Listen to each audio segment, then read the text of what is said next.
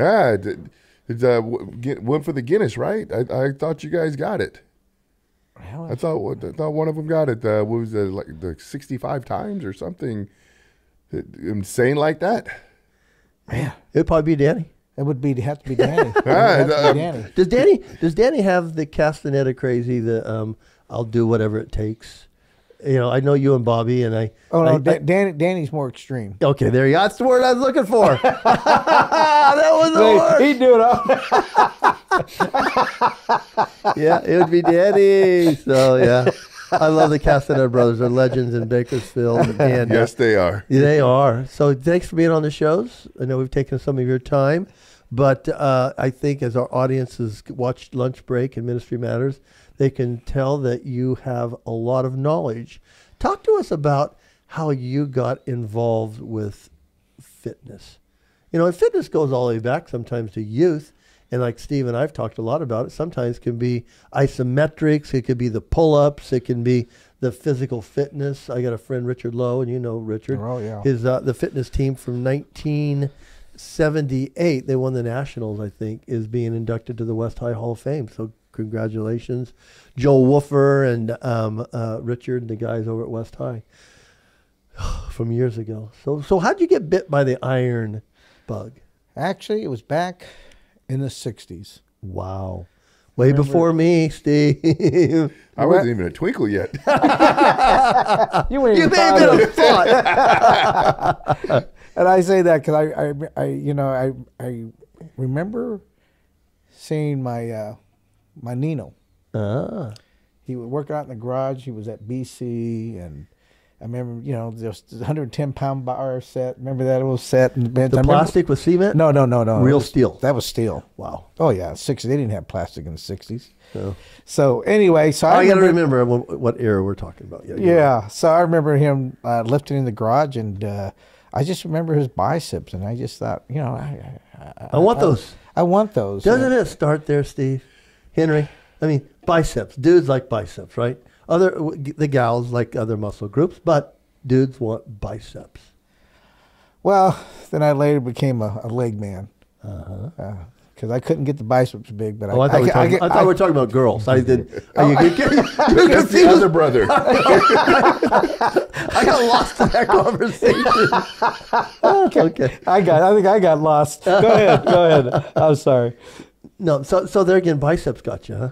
Yeah, I just watching him work out, and I just remember because I admired my Nino and watching him work out, and then I just remember. Of course, I couldn't afford nothing back then, but I remember when I started working in the packing sheds. I remember, working 16-hour days, and I bought me one of those same 110-pound barbell with the steel plates, and crazy, loading trains and handling crates, and then come home and I couldn't wait to hit the weights. I mean, it was stupid. It's kind of a sickness, isn't it, guys? Where else would you be a young man outside in the freezing cold? Yeah. Grabbing metal. In your garage. For fun. Yeah. Sweating. Getting yelled at by your parents. Yeah. Yeah. For chipping their cement. So you got how quickly did you run through that 110-pound set? Well, I did everything. I did biceps. I did bench with it. I did shoulder press. I just, just. So where'd you get your knowledge from back then? I'm always interested in that. You know what? Because in the 60s, we're talking Steve Reeves. We're talking way back. Atlas. Yeah. He's yeah, more Charles like 50, Atlas. late 50s. But so it kind of subsided. Then, but when I started, I was working and going to school and everything. I didn't have time. But as soon as it was like, oh, I just got to work. I don't have to go to school no more. Then I found time to start working out. And so I started working out with my, but do you remember Dan Pace? Oh, yeah. I'm going to come up with a Bakersfield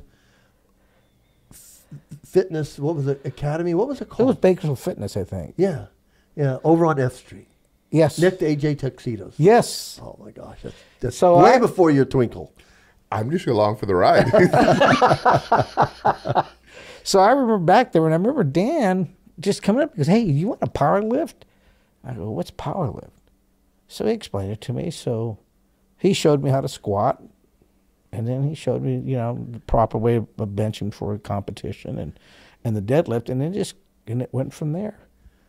How long did it take you before you realized, because you and your brothers have great genetics, how long did it take you to realize that, hey, this is something I'm cut out for? I'm trying to think here. When you started lifting, did you start to realize I'm responding better than the average bear? Well, it was like after Dan, I got my first competition, and it was just bench, I think. And I thought, you know what, I like this. I can control it. And I just wrestled for a short period in high school, so I didn't, I was working and all that stuff, so I didn't get involved. So, God, do you remember the Senior Olympics? Yes. Do you remember that? Yes, I do. Okay, so that was my first competition in powerlifting. Uh-huh. And I won.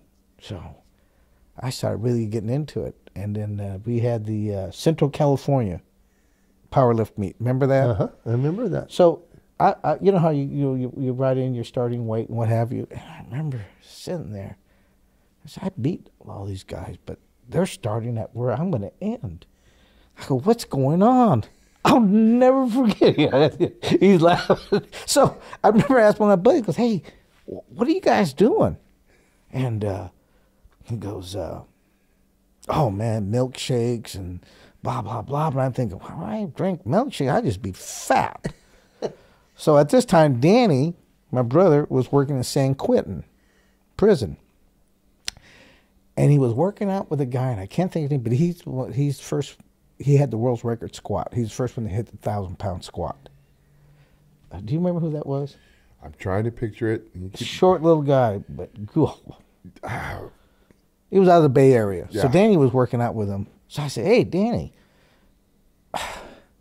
man, I went to the last meet. These guys are killing it. I used to kill them just a year ago.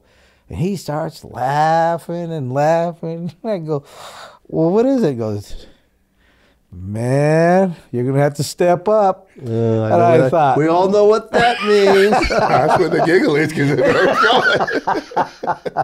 so I just remember, I'm not doing that. Man. So anyway, so I started competing and statewide, and we were winning our competitions. So I was going what was it? 81-pound class, right? And then Danny was going light, and then Bobby was going heavy. So we would do meets, all three of us together. Oh, how cool. I didn't know that, Henry. Yeah, so we did the biggest power meets were So you guys had it like, oh, the Castaneda brothers coming, I'm not doing this one. yeah. That's how it works, right, yes, Steve? yes. So we went to Northern California and outside of Fremont, I believe. So that was a huge place for powerlifting. And I was at the police department at the time, but I remember I was going to I was at the 181-pound class, but a week and a half I got on the scale. Well, I was 200 pounds. I thought, I got to lose some weight fast if I'm going to make that. I ate. That was the beginning of it was called Pollo Loco, before all these. This was the original first one. So I would go there, eat one time a day when I was on shift, and I just eat straight chicken, just straight. All protein. All protein, and nothing else. Before it's called Atkins, right? Yeah. So, I made it. I made the weight. Yeah, of course, I had no energy. I was gone. My electrolytes were off the chart. It was. But anyway, my were mad. But I never forget. I'm getting ready to do my squats, and I hear these other guys. They don't know me and my brothers, and they're going, "Hey, that Castaneda, that Henry. I hope he breaks his legs." And I'm sitting right next to him. He doesn't know who I am. He goes, he's opened up with such a. I forgot what I was open. Oh, they gave you all the motivation you need, huh? Oh yeah, I forgot what I was opening up with and stuff, and I thought, You weren't hungry anymore. oh, I'm gonna kill this guy. And I tell you what, my legs were cramping so bad. But you know what's mine were, man? You get out there, man. Anyway, we swept the meet. We swept it, and that guy. I remember that guy looking over at me like, you punk.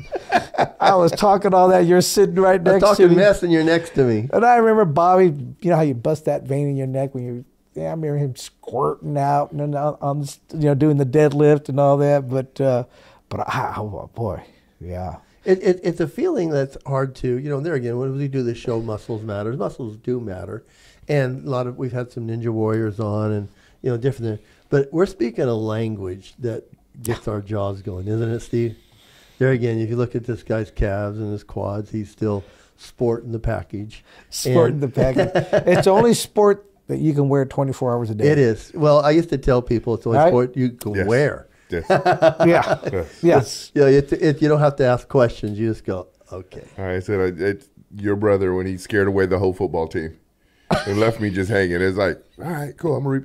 And when I thought, because I had a daughter at the time, I was like, oh, I'm still doing that. When she gets bigger, it's on. And yes, her boyfriends are gonna hate me. They still hate me. It worked, right? It was an image. I just felt there's a huge presence behind me. Oh, and he's got a gun. But he doesn't need it. I love that because there's something about guys. There's something about our desire to push, like to lift, to challenges our bodies and to have fun. And I think this.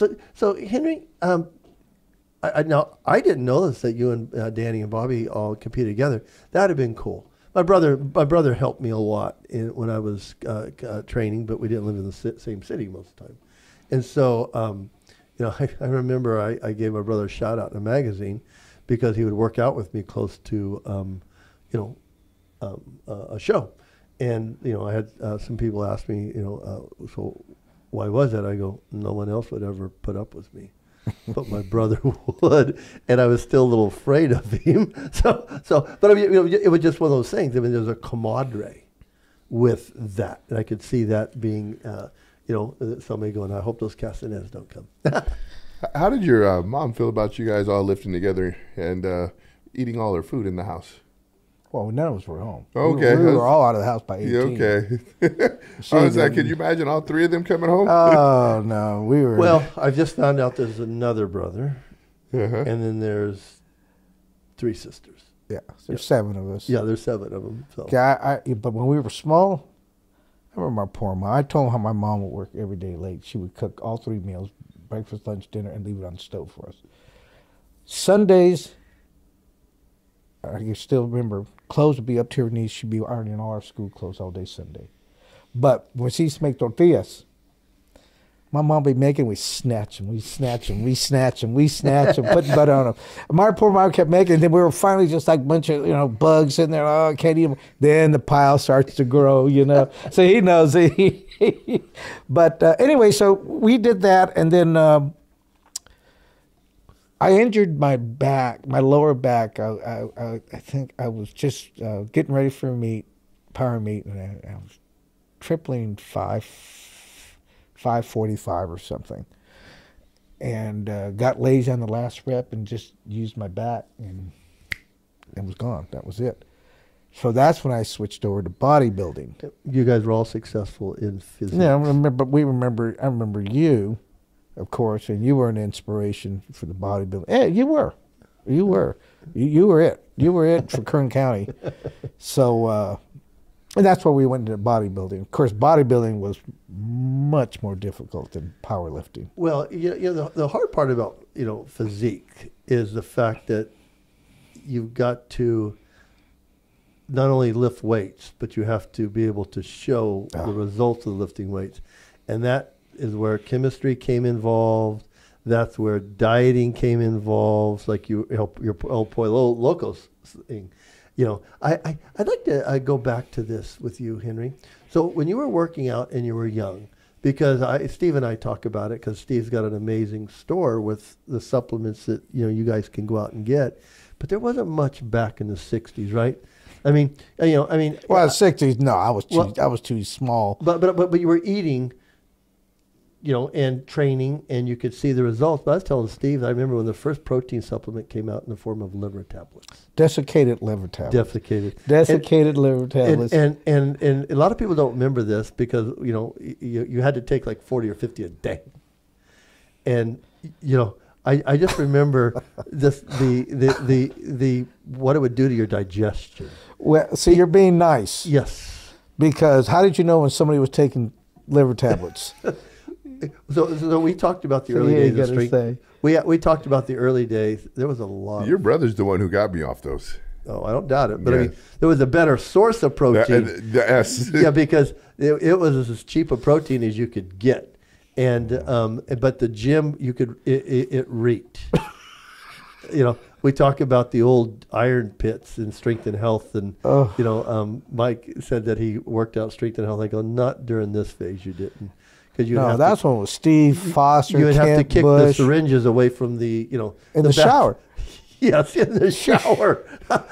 You had to watch when you stepped in those days, Steve. I remember being a pup going in there with Foster and Sam and you guys, and just there were some animals. Not me. It was more of an amazing moment of my childhood to watch you guys lift, like and sit in the corner with a 5, like, oh yeah, that's it. 'Cause I don't think there was a single person in there that didn't bench 500 back then. When you talk about weights, you talk about guys that started setting standards, and in powerlifting, I can always remember, and I forget the names, but we always had Foster. Well, Kent Bush. There's the name I was looking for. He was a heck of a deadlifter. I remember watching. For the kids out there, put his numbers out there.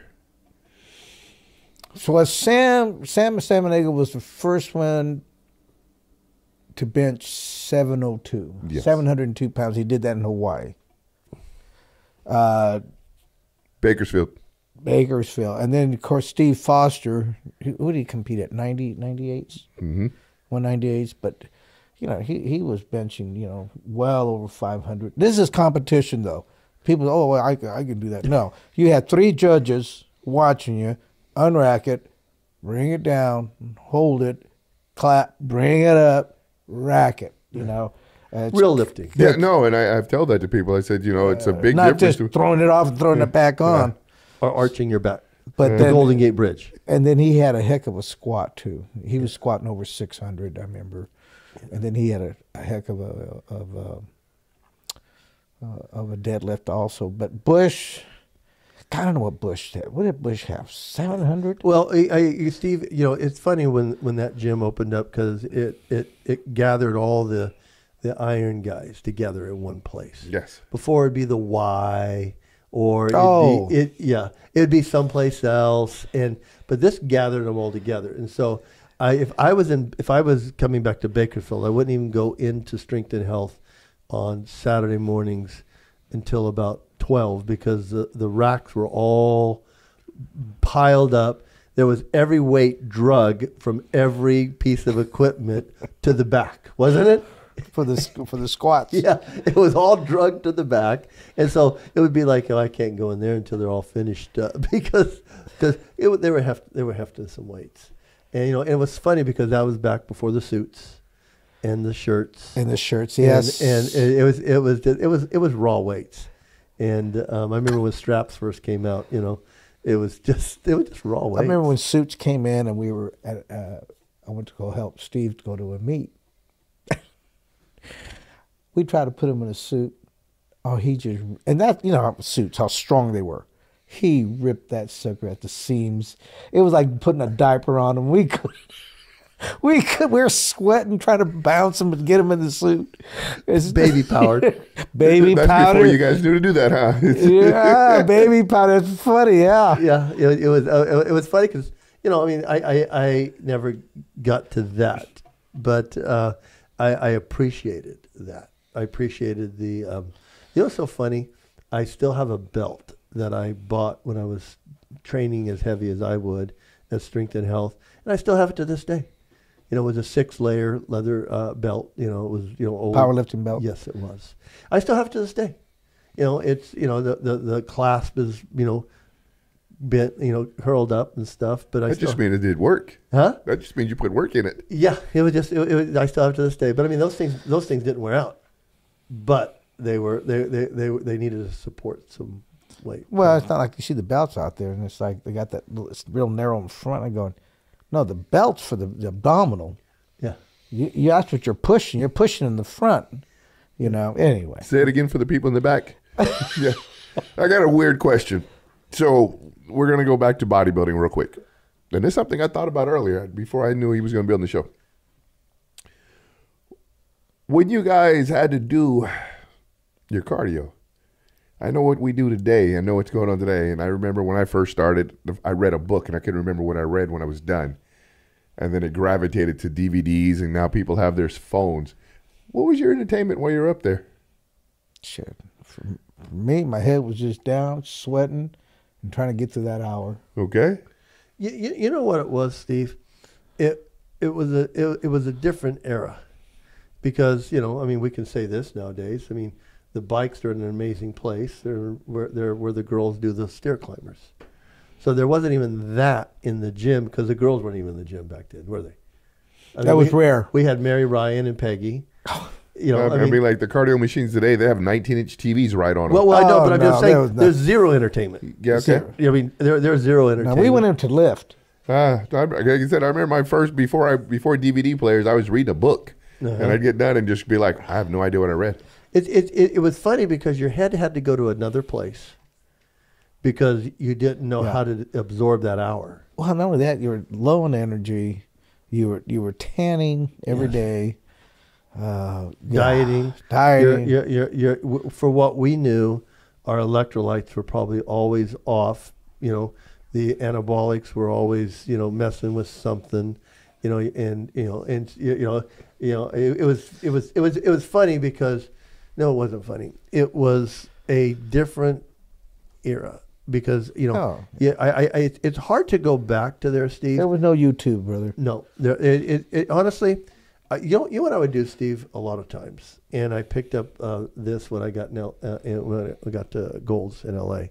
because, you know, you could, you know, the equipment was in there. And there wasn't anything else that you were going to use. You know, it was in there, and you had to figure it out.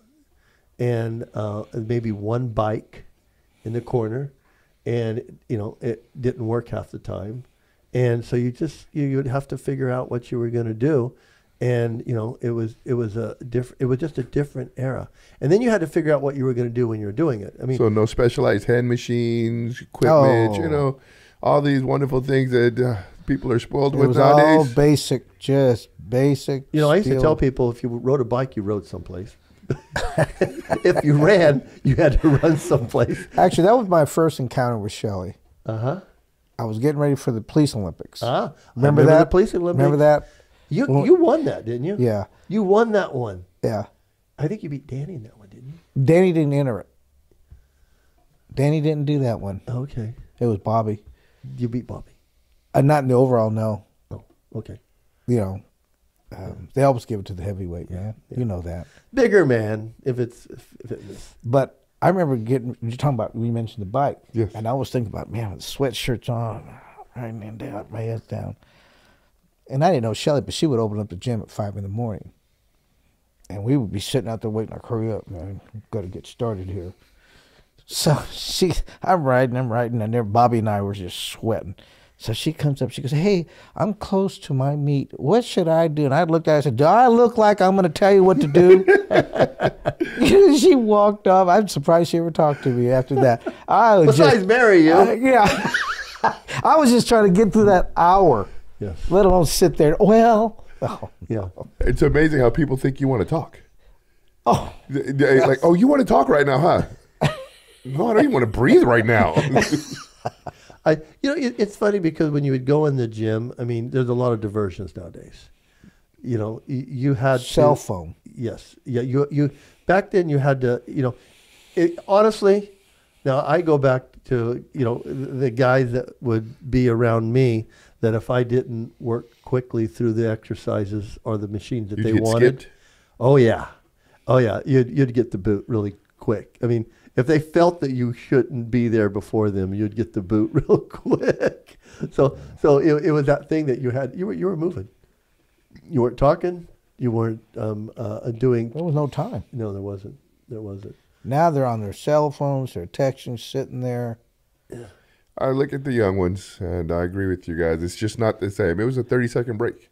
Yeah. It was catch you win. Really, if you were there and you had a partner, you were spotting him, and then the minute you were just rotating. You were pulling the weights off. And there again, legitimately, the Pumping Iron movie, kick them out the way. Hey, move, my turn. Yeah, yeah, and so it's just a different era, and I think every sport has their kind of their niche things. But it's one of the things that I think with the iron game, and I think when Henry's talking about his powerlifting days, physique was only a byproduct of what powerlifting produced. Right. It really was. I mean, it would be, Steve and I have talked about it before, how it was bodybuilding was a sideshow for intermission for powerlifting meets. Remember that? They would have, you'd have a powerlifting meet and they go, oh yeah, by the way, they're going to take a break and we're going to do a But I tell you bodybuilding what, contest. powerlifting gave me my foundation Yes. for bodybuilding. Yeah. Well, that's why you're able to walk around with quads like you have and shoulders and, that kind of thing is because you put the foundational work in early. And that's what I see Steve, he will walk around. I know, he still got teardrops, and that's why he's wearing shorts. Put some pants on. I don't think Henry, I'm going to say this because there was a day when you couldn't find pants to fit you, right? Oh, I remember those. Do you remember those days? I liked them. I'm envying them back, I can fit into stuff nowadays, so it's no problem. You couldn't find, back then, I mean, it was so unique. Yes. When you had large legs. You couldn't go nowhere. Wranglers? Well, I couldn't get them past my knees. I had people ask me to wear jeans, and I said, I'm allergic to those things. Well, I think I shared it on our show one time because when I was in L.A., saw a couple guys larger than me in a pair of 501s. And I was like, how did you get those? And they go, it's amazing. Now, please, there are no haters out there, but you're going to hate me anyways. So, if they know that if you go to look for men's 501s, you're not going to see them in a lot of sizes bigger than a 46 or a 48. But you go to women's sizes, they make those rascals a lot bigger. I don't know why. I'm just saying they do. So you could go into a women's store and buy a pair of 501s that were large enough to get your quads in and then take them to a tailor. And they would do all the adjusting. So when I found that out, that's a neat little life hack. Late in life, but late in life. It's a life hack, and so so I started catching up on that, and I'd have a couple, because they would have to adjust everything, pockets, zippers, button ups or whatever. They would have to adjust everything, but what you were looking for was a material to fit your quads. Yeah. Everything else could be reworked, sewn in together, pleated up, Well, it's funny you mentioned that because when I was working for the police department, uniforms had to be a nightmare. Oh yeah, we wore wool pants. Well, back then in the early in the 80s, those pants were $90. So of course back then my waist was like a 32.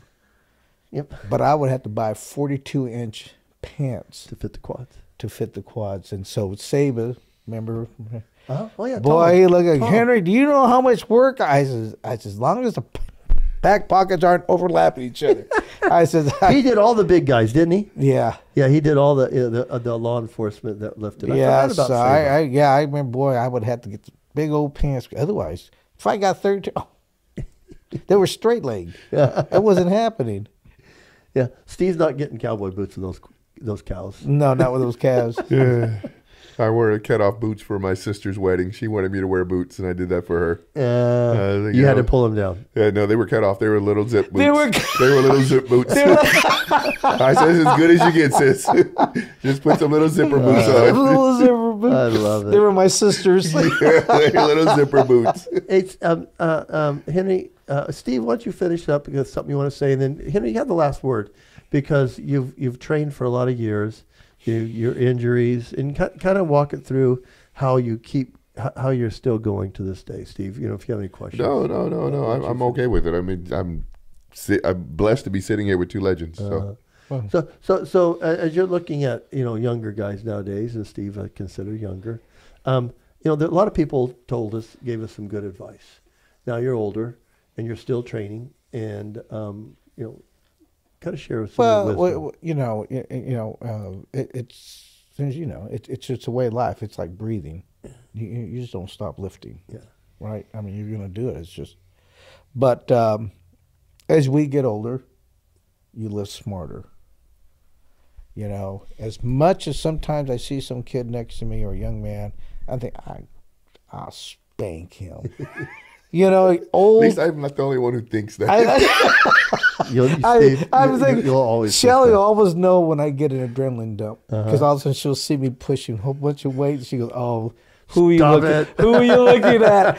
But you know, I don't do that because I mean, it was like especially I got no cartilage in my shoulders anymore or anything like that. So certain things, legs, I could still do what I want with my legs. So, but anyway, but I won't do that with shoulders because I'll pay for it for a year. Yeah. But this is what I would like to say, and I remember people telling me, well, you know, you're healthy because you lift weights. And I said, no, no, not really. But I'll say this: having worked in law enforcement, I've had so many friends that have died. They were my age, younger, or much younger. And quite a few. So I sit there and think, well, what is the common denominator here? You know, why am I here? And other than that's what God wants, right? But you drank, smoked, one of the two or both, and none of them worked out. And I think of the friends that I do have that have worked out for much, look younger, healthier, and they're still alive. Mm-hmm. There's a lot to be said about lifting weights. A lot. Fitness. You know, what is it? What is it, Henry, when they talk about law enforcement? After 5 years, the state owns your heart. Well, because of the adrenaline that gets dumped into your body just doing your job. Well, it's a stress, especially if you were working. I mean, management. Huge amount of stress. I mean, what you're dealing with. You know, if you got 600-700 people under you. But what happens? Like, say for instance, you get a 211 in progress, a robbery in progress. You're in your car, you're flooring it. You're watching traffic. You're going. Your heart's pumping all right. You start setting up perimeter on the radio. You know, 304, 306. Take that. You're setting it up. You're driving. You're watching. You're speeding. Your lights are going. Your heart's pumping, and then all of a sudden they come up 488, 1022, disregard. Yeah, I can't do that. So where does it go? Yeah, that's what gives you the heart attacks. All that adrenaline dump. All that cholesterol. I mean, that's where I really felt it. And then working out helps counter that. Oh. What is a good cholesterol, Steve, that it does produce working out? What is it, the LD or is it the HD? I always get them confused, but it's, yeah. It's the only way to get it is through working out, is increasing the... It's I can't, but it's the good cholesterol that gets it up. Because I have an issue with that. They'll always say, well, your good cholesterol is too low. You need to, I work out. Even when I was in good shape, you know, it's genetic. Genetics. It was just genetic. I could never get my good cholesterol up. And, of course, they would always say work out because that's what we're supposed to do. But it never. You're like, look at me. Me too. Oh, no. Hey, when I took this test for the state physical, they sent me to Sacramento, right? And I was in pretty good shape.